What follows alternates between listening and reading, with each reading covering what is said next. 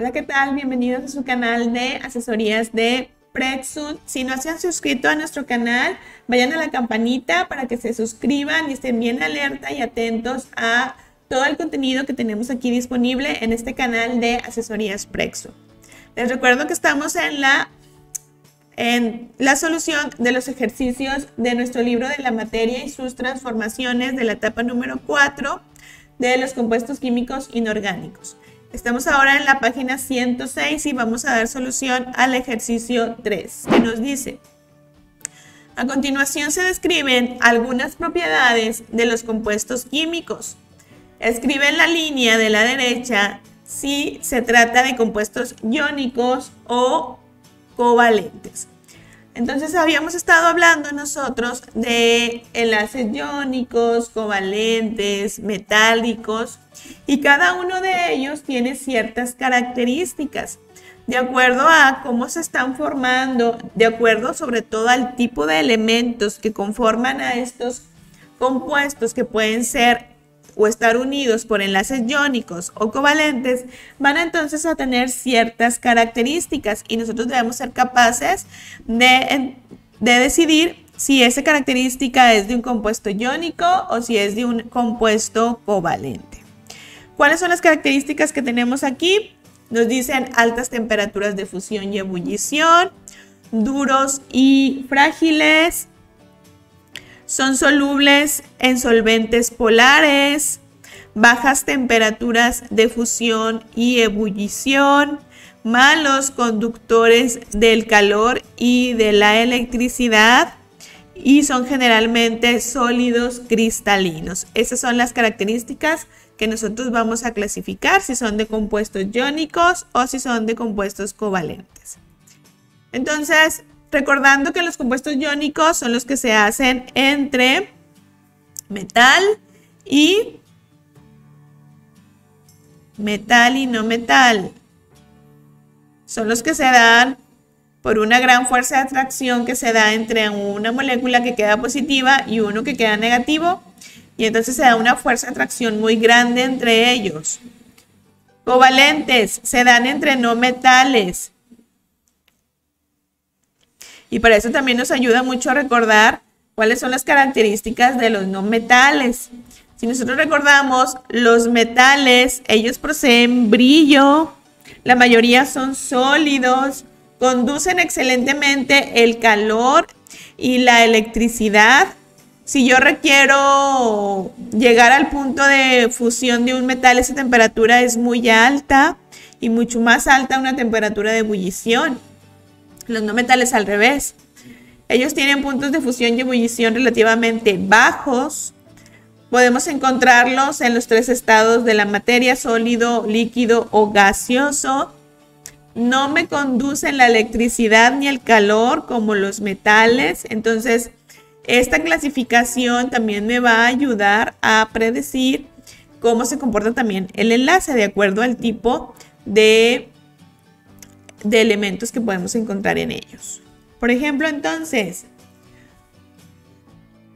altas temperaturas de fusión y ebullición. ¿Quiénes van a tener altas temperaturas de fusión y ebullición? Los compuestos iónicos o los compuestos covalentes. Los que tengan una solidez mayor, los que queden unidos muy fuertemente debido a la formación de iones.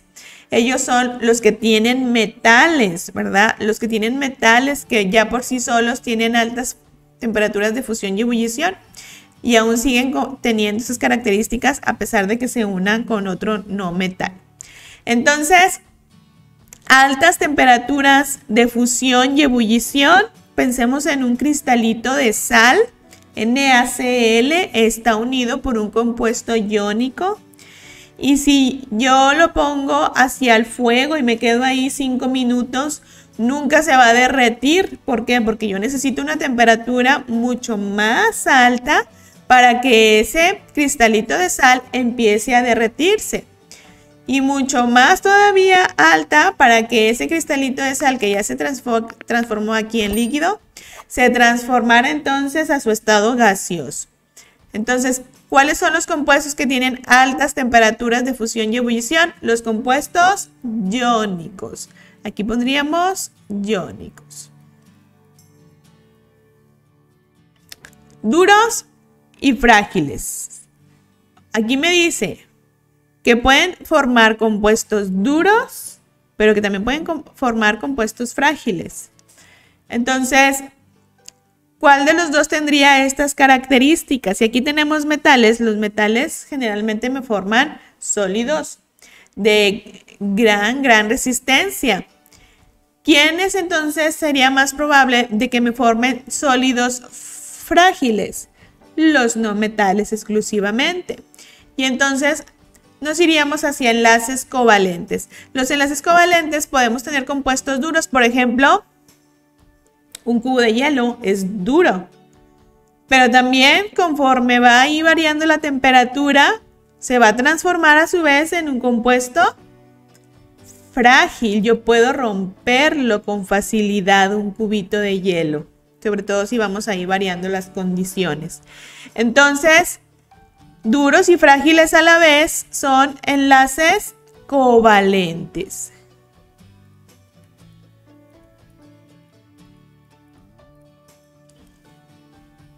El inciso C me dice, son solubles en solventes polares. Son solubles en solventes polares. ¿Quiénes? ¿Quiénes son solubles en solventes polares? Ambos. Los compuestos iónicos se van a disolver en solventes polares, como el agua. Y los enlaces covalentes, específicamente los covalentes polares, también se van a solubilizar en solventes polares. Entonces, si nos enfocamos en lo polar, estaríamos hablando de covalente polar, específicamente. Tendríamos que especificar aquí covalente polar. Los compuestos de enlaces covalentes polares se van a solubilizar en enlaces covalentes polares. Pero también los compuestos iónicos también son capaces de solubilizarse en solventes polares. La sal, NaCl, ¿es soluble en agua, que es un enlace covalente polar? Sí. ¿El alcohol se disuelve en agua, que también es polar? Sí. Entonces el alcohol tiene enlace covalente polar y se disuelve en agua. El agua es polar, entonces es por eso que aquí pueden ir ambas respuestas. Tanto los iónicos como la sal, como los covalentes polares, como el alcohol en agua, pueden ser disueltos en o son solubles en solventes polares.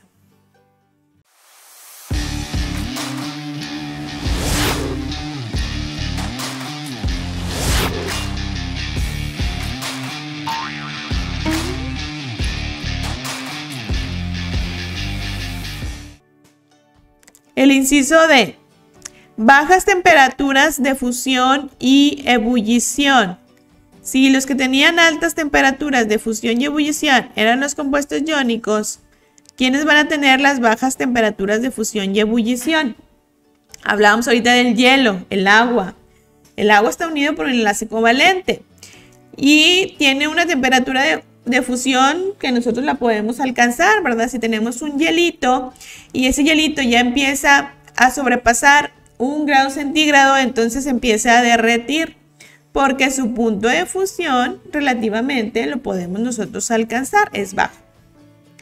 Y ebullición también, si yo pongo agua en una cuchara y los pongo al fuego, en algunos segundos vamos a ver que se transformó a su estado gaseoso, porque alcancé muy fácilmente la temperatura de ebullición del agua. Entonces tenemos que sus puntos de fusión y ebullición son bajos. También pensemos, por ejemplo, en el alcohol. El alcohol, ¿sí? Sobre todo en su punto de ebullición. ¿Qué pasa si una botella de alcohol que nosotros tenemos en casa para limpiarnos las heridas la dejamos destapada? ¿Qué pasaría con ese alcohol? Pues al cabo de unos días ya no vamos a tener alcohol. ¿Por qué? Porque su punto de ebullición es relativamente bajo, más o menos a temperatura ambiente. El alcohol se puede llegar a transformar hacia el estado gaseoso. Es por eso que nuestras botellitas de alcohol que tenemos ahí en casa para limpiarnos nuestras heridas, pues deben estar siempre bien tapadas para que no se vaya a evaporar. Entonces, ¿quiénes tienen bajas temperaturas de fusión y ebullición? Los compuestos que estén unidos por enlaces covalentes. Malos conductores del calor y la electricidad. ¿Quiénes son malos conductores del calor y de la electricidad? ¿Serán los iónicos o serán los covalentes? Dijimos que los iónicos tienen a los metales y los metales son excelentes conductores de la electricidad. Entonces, ¿quiénes son los malos conductores de la electricidad? Los que estén hechos completamente de no metales, los de enlace covalente. Y son generalmente sólidos cristalinos, como la sal que estábamos diciendo, ¿verdad? Ese cristalito de sal, incluso hay un experimento en química que podemos generar cristales de sal un poquito más grandes, dejando una solución muy saturada de sal y que se le vaya evaporando el agua lentamente. Es un proceso lento, pero podemos nosotros obtener cristales de sal más grandes de lo que nosotros podemos ver en la sal que utilizamos comúnmente. Entonces generan cristales muy bonitos, ¿sí? Y muy bien formaditos. Entonces son generalmente sólidos y aparte de sólidos, cristalinos. ¿Quiénes? Los compuestos como la sal. Entonces los compuestos iónicos. Y estas serían entonces las respuestas ante estas propiedades que nos ponen aquí. Altas temperaturas de fusión y ebullición, iónicos. Duros y frágiles, covalentes. Solubles en solventes polares, los covalentes polares, pero también los iónicos. Bajas temperaturas de fusión y ebullición, los covalentes. Malos conductores del calor y la electricidad, los covalentes. Y sólidos cristalinos, los iónicos. Vamos también a dar solución al siguiente ejercicio, el ejercicio número 4, que nos dice: los siguientes criterios se siguen para identificar el tipo de enlace entre dos átomos. Escribe en la línea el tipo de enlace al que se le identifica. Nosotros aquí ya estuvimos hablando de los enlaces, pero estábamos hablando de sus propiedades. Pero también en videos anteriores hemos estado mencionando que cuando hablamos de valores numéricos de la electronegatividad y de la diferencia que puede haber de estos valores numéricos en electronegatividad, también podemos nosotros determinar cuál va a ser el enlace que vamos a estar obteniendo. Por ejemplo, en este inciso A nos dicen: la diferencia de electronegatividad es menor que 0.5 entre dos átomos de elementos no metálicos. Entonces se están uniendo elementos no metálicos, me dan un enlace covalente. Me dan un enlace covalente. Y la diferencia es muy chiquitita. La diferencia de electronegatividad es menor que 0.5. O sea, puede ser incluso hasta 0. Cuando el cloro se une a otro cloro, la diferencia de electronegatividad es 0. Entonces es un enlace covalente que no genera polos y entonces se le llama no polar. Cuando la diferencia de electronegatividad es entre 0 y 0.5 de átomos no metálicos, lógicamente, entonces vamos a tener el enlace que se llama enlace covalente no polar. El inciso B me dice: la diferencia de electronegatividad es mayor que 1.7 entre dos átomos. Y me dice que esos dos átomos son uno metal y otro no metal. Entonces me dan mucho de dónde decir que el tipo de enlace que vamos a tener aquí es un enlace iónico. Aquí me lo dice al final, metal más no metal. Siempre que yo tenga un metal más no metal, el enlace que voy a tener es iónico. Si me voy a la diferencia de electronegatividad, como tenemos que están en metales y no metales, diferentes ubicaciones en la tabla periódica, quedan muy separados entre sí en la tabla periódica, entonces por eso tenemos una diferencia muy marcada de electronegatividad. La diferencia de electronegatividad es mayor a 1.7 y cuando la diferencia de electronegatividad es alta, es mayor a 1.7, el enlace que tenemos es un enlace iónico. Inciso C. La diferencia de electronegatividad es menor que 1.7 y mayor a 0.5 entre dos átomos de elementos no metálicos. Dos no metales. El enlace que se da entre dos no metales es un enlace covalente. Y ahora nos vamos a la electronegatividad. Queda entre 0.5, entre 0.5 y 1.7. Cuando la diferencia de electronegatividad es mayor a 0.5, pero menor a 1.7, quiere decir que por ahí hay una marcada diferencia de electronegatividad entre estos dos no metales y que por eso uno va a jalar más los electrones hacia él y por eso entonces se van a generar polos parciales positivos y polos parciales negativos. El que se ve más electronegativo, el que tiende a atraer más sobre sí los electrones, es el que jala más los electrones, es el que queda parcialmente negativo, y el que es menos electronegativo es el que queda parcialmente positivo.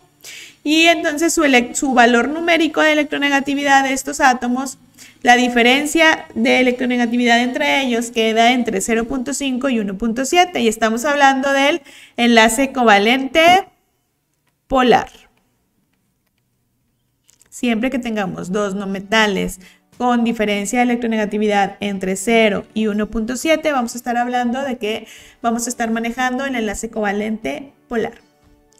Con eso damos también solución a este ejercicio número 4 de la página 106. Si este video te ayuda a comprender mejor los temas y a seguir repasando, regálanos un like. También ayúdanos compartiendo este video para llegar a más estudiantes y nosotros estar trabajando en generar más contenido. Muchas gracias y hasta luego.